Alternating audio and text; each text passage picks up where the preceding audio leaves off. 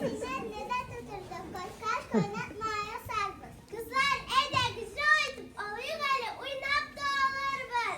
Evde kız. Kızlar siz egeller yaradan mı? Yaradabız. Siz alanın yazışılarının isimleri hatırlıyorsunuz mu? Hatırlıyoruz. Sizin bilimlerinizi tekşirip koruyun öyle. Eş gözünüzün yazgan. Tatar balık Ege'dir. Süreli bile sonrasın. Gadula Tukay.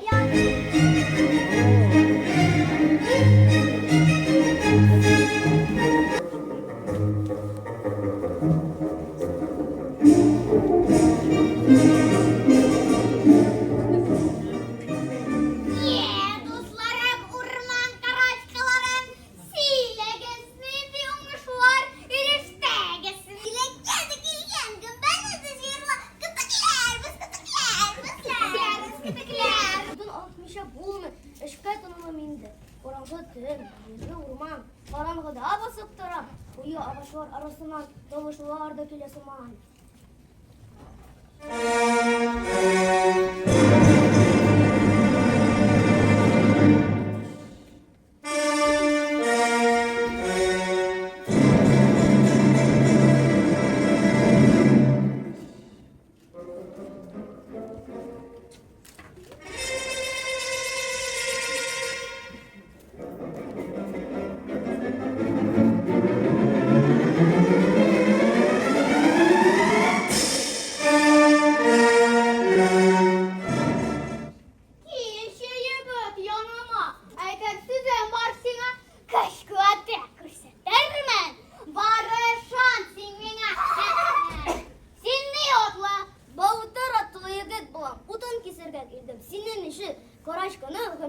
Bir kurdum. Ayda gittik seviniyoruz. Yarar. Hazır tumranı yarıyor gale anar oynar bas. Yarar. Keşke tumaran kapalta bile şokan tumaran ozarak yarılgan şundan o kişi süreliğe eşken. Min ikinci şokanşı sen şunda parmağını kıstırıp dursana. Hazır.